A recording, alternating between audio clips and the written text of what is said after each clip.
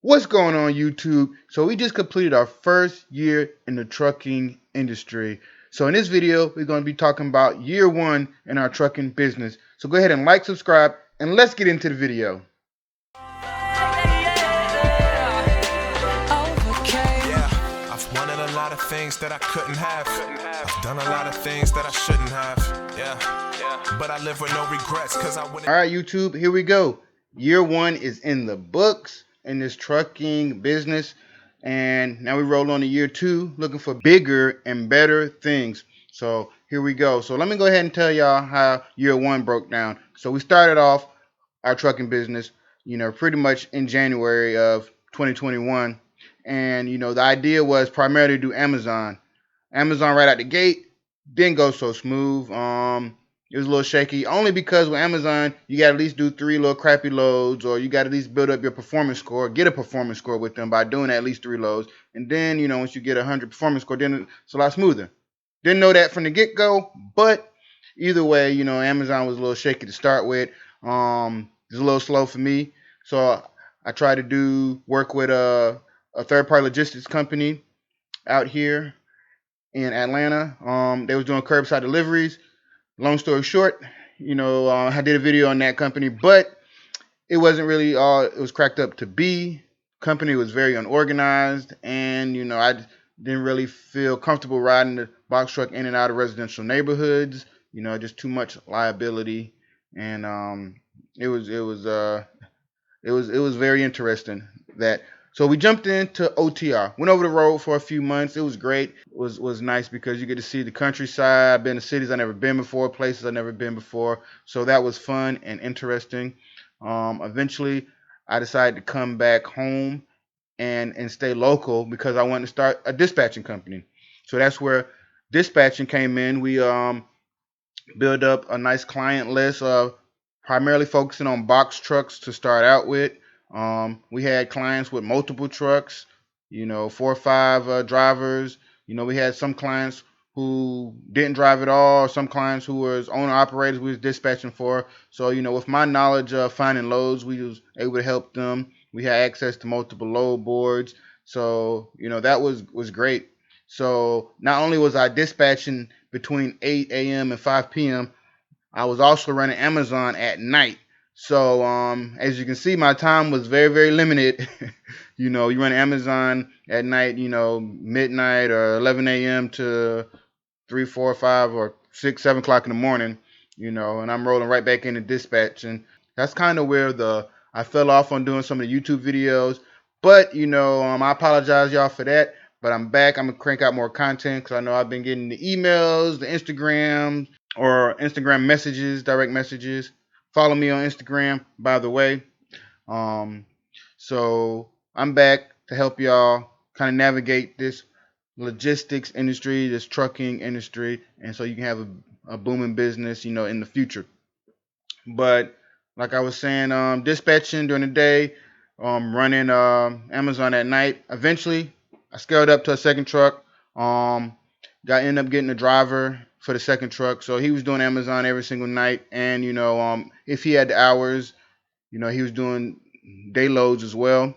That is great. Eventually, business partner, my girlfriend, she started dispatch with me, brought my sister on board as well. So now we pretty much had 3 people, or a total of 4 people, working in this business. So that was, 2 people dispatching and working on that side of the business. I was driving and I had another driver as well. So eventually, what I ended up doing was getting a second driver for the second truck. So I allowed my girlfriend to dispatch during the day and my sister as well. And I was driving during the day. So I was finding local loads. So kind of what we end up doing was building relationships with brokers.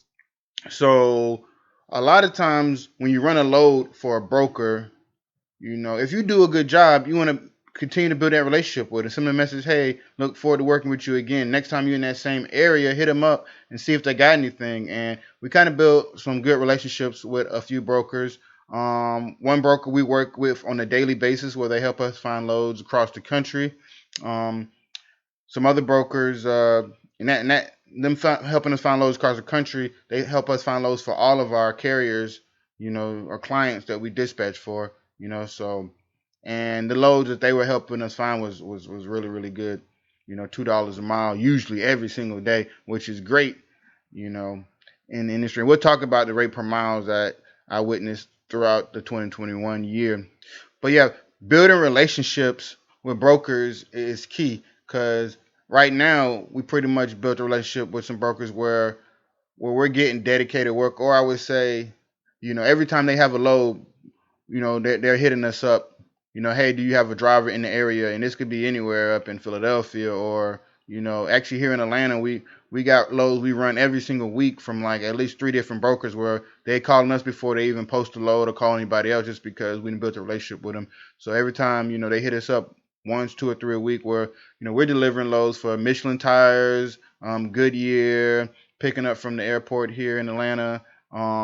Multiple times a week. So that keeps our trucks busy. So when I hired the second driver, so I got two drivers doing Amazon at night, and then I was running during the day, and then I still had my dispatching team in place as well. So, and we was looking to put on a second daytime driver as well, because I mean the key is always keep the trucks running and rolling. And I started this business out renting a truck, so I mean I'm trying to maximize. I mean the more I don't care about the miles I'm putting on the truck. I just care about keeping it rolling and continuing to make money. And when you're renting, that's kind of what you want to do. Keep the truck rolling at all times, night and day. I mean, if you're in an area where you can get Amazon loads, I literally live less than 15, probably 15 minutes away from two Amazon fulfillment centers. So it's easy for us to get loads.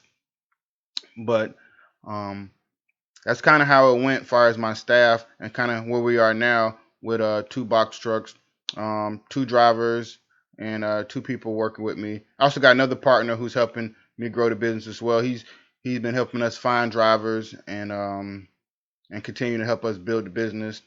So I mean, our business kind of has grown. I probably got at least five or six people that's hands on in my business right now in some capacity, and we've had seasonal guys in the business as well, and we'll talk about that in a little bit too. So another thing we did in our business is we actually had a contract with a logistics company that had a direct contract with FedEx. So we had a seasonal contract, I think, from like right before Thanksgiving to up to like January 15th, where FedEx was looking for drivers. What I actually did was I didn't use my two box trucks. I actually went out and rented a few. I went out and rented three U-Haul trucks. I ended up getting a corporate contract with U-Haul, and we went out and they was pretty much giving us 50% off truck rentals. So and the FedEx was paying really really good. The little FedEx contract that we had, it was paying pretty good. So it kind of worked out. So I ended up actually hiring a few drivers, seasonal drivers on um and running that contract like that. I'll do a video talking about that, about how we got that contract.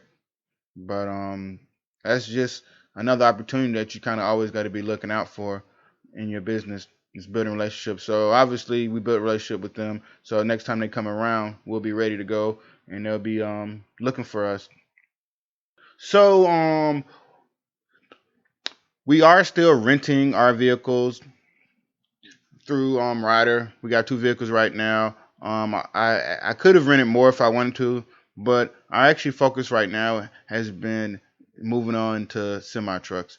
And the reason is, I mean, the same effort and energy that I've put into the box trucks, I could be putting into the semi trucks and making, two and a half times, the money. And it's actually easier to make the money. I mean, so that's kind of been our focus right now, is just getting into the semi truck lane. Um, I'm still keeping the box trucks for now.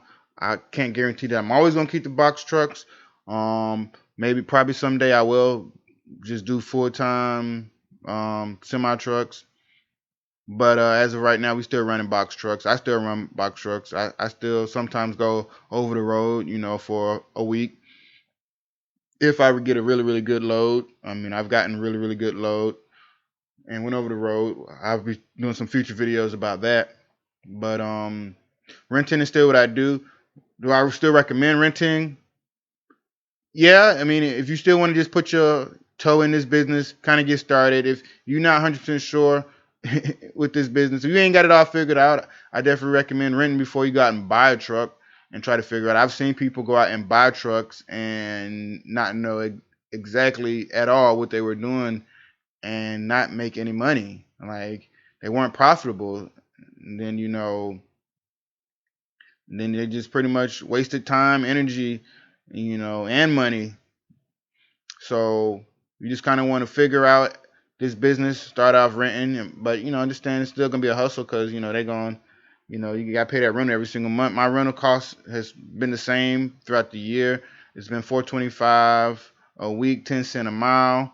I think I pay $84 a week for the physical damage insurance. They did actually add a mileage, not a cap, but they pretty much just say if you go over 1,000 miles a week, they start charging extra 20 cents a mile. Which I mean, that is what it is. I mean, it's just like another cost to the business, but we still rocking it out. We still working with it. We still making staying profitable. But long term, renting might I wouldn't suggest it as a long term option. I actually think leasing is a better option because you pretty much cutting the rental in half, the cost of renting in half. So you pretty much seeing more money in your more money in your pocket. So that's just my way of looking at it. Buying, if you want to buy, that's cool too. You just obviously you still have to make sure you put a reserve aside for maintenance. The truck is going to break down. It ain't if it's gonna break down, it's just when it's gonna break down. It's gonna break down, meaning you're gonna have a blowout or something's gonna happen. Truck's gonna need service, so you just need to put that aside. So the only downfall of buying is when the truck is down. I mean, it's down. So you might be out of business for a week or two. I mean, I've had clients who've owned their trucks, and when their truck went down, they out of business. That's whole 2 weeks you out of business, or until you get that truck fixed, or get it serviced. So I mean that if you was renting, or leasing, and the truck go down, they have you in another one like same day. So you never really down in your business. You can just kind of keep it rolling. But there's pros and cons to everything. So definitely do your research on that, and we'll talk more about that in future videos. But here's some tips in business. Keep an eye on your bottom line, your overhead, how much money is coming in and out. So I suggest get a good bookkeeping software because it's easy to see the big chunks of money coming in and out your business. Like wow, you getting 500 here, 600 here, 1,000 here on a daily basis, and then you're not realizing what's going out your business. Like what's the cost of the rental, what's the cost of the fuel, your insurance, big chunk of money, and then all your other bills, your personal bills that you got to take care of. So you need to be keeping your eyes on the black and the red, like how profitable really are you in business? How much are you really making a week? How much are you keeping?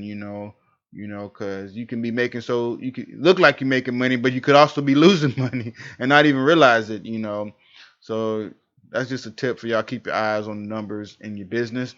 I'm gonna tell you guys, look, you gotta be flexible and adaptable in the box truck business if that's your main focus because I mean it is a hustle, it's a grind. You need to find your lane. I mean, and sometimes it can be a little tough because, for instance, you may not be in the best area getting out to get loads. So I mean, you gotta understand, like you might have to take a lesser rate per mile to get out of your area till you can get into a better area, you know. And trust me, taking a lesser rate per mile, to get out. And I'm not saying take rent for dirt cheap or gas money. I mean, because when I first started in this business, we was getting loads consistently over $2 a mile, and then the rates actually over the year just started going down pretty bad. It was to a point where I'm dispatching for clients, and you know certain areas it's I used to take $1.50 just to as my minimum, but certain areas I wasn't seeing nothing but $1.50 all day long, you know and that was just kind of weird throughout certain parts of 21 where it was like that.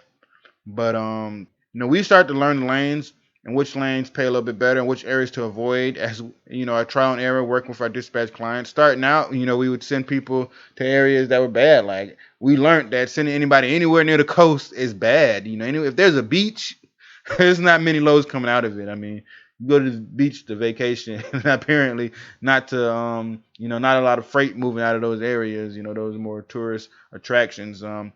We learned that throughout last year. So we really only send our clients to very areas where we know we can find good loads out of them. If not, we don't just send them there. There's no point in sending nobody to Florida, deep into Florida, when you're only going to get $1 a mile coming out. Or, I said another area which hasn't been really good to us to send guys is like New Orleans. We don't like sending people down there because it's very hard to find loads. Loads aren't plentiful in that particular area. Even in like South Texas, like San Antonio, Austin, or Laredo, Texas, like it can be very very tough sometimes to find loads.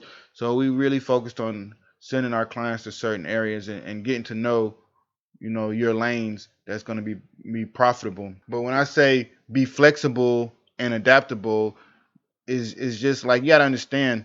Sometimes you're going to take lesser rate per mile, but sometimes if you really want to be successful in this business, and if you got a family, it may suck, but you might have to be over the road. Like trying to be home every single weekend can be tough sometimes. Especially in a box truck. I would say it's a lot easier in a semi truck. Um, but in the box truck, you gotta understand when you want to go home, sometimes the rate's gonna be a little bit cheaper to get you home. If you want to make sure you get home, because a lot of time, it's a lot easier just to chase the money, go where the money takes you in the box truck game. So if you only want to go one direction, your options get very very slim versus you can go north, south, east, or west. So only going one direction, you're only looking for loads going. I'm only looking for loads going to North Carolina. I'm only taking loads going to North Carolina. So now your options are very very slim. And the box truck industry is a competitive industry. I mean, the loads fly off the board very very quickly, and not a lot of people understand how to negotiate and bid loads. And then a lot of people, these new authorities, they're just hungry, and these brokers sometimes use that against them. So they take loads cheaper than they should be taking loads for. But just being flexible and adaptable, understand. Sometimes, when I first started out, I thought Amazon was going to be the way. It wasn't. You know, I tried to work with another curbside company, third party logistics company. It didn't work out, so I went over the road. I mean, that wasn't my plans, but I understand that I wanted to be successful in this business, so I adapted to new plans, and then eventually came back to being local full time. But I mean, if you got to be adaptable, flexible. I mean, in this business, because business is going to change. It's not always going to be $2 a mile every single day. And that's what you get in. You got to be flexible. The rates may be $1.85, but I mean, if you keep the truck rolling, you making money. Because if you say I'm not moving my truck for unless I get $2 a mile, and you sit there for a whole day, now you just lost out on a whole day of money. Versus taking $1.85, $1.90. You know what I mean? So just be flexible and adaptable is all I'm saying in this business. Or not, I mean, you might work yourself out of business. Unfortunately, I've had people I worked with, clients I worked with who started out and they just kind of couldn't figure out how to stay profitable. Unfortunately, some came and went. And that's just part of the business. You know, it's kind of sometimes it can be kind of hard to find your lane just based off where you stay, where you're from, what your standards are. You know, but that's that. So let's talk about where our business is going to from here. So our business now is going to what we're kind of doing. We're looking expand our business. Right now, my main focus is getting new clients for dispatching. We've been, like I said, we've been focused on getting more semi truck clients. People who got dry vans. 53-foot trailer with swing doors. We've been focused on getting those type of clients. We've been focused on getting our own semi trucks. So right now, I've been looking to rent or lease one. But I might have to end up buying one because There's just a shortage of trucks right now. I mean, across the board. And you call up a lot of these companies, they don't have them. They don't have them in. So I might just have to end up buying a truck. And that's not kind of it really goes kind of against what I want to do. But I mean, you know, I gotta be flexible and adaptable, like I just mentioned earlier. So that might be the goal. But so yeah, what we're doing, this is a logistics company that I'm running, and we're looking to branch off and build it. And it's just not going to stop with just box trucks. I mean, we might eventually down the road get into broker and becoming a broker ourselves. Get into warehousing. Holding freight, moving it. Ourselves. So you know, this business is just at the beginning stages right now, and there's so much money in this industry. You don't really have to just stay in one particular lane. Once you master one lane, you can move on to another and just keep growing and scaling upward.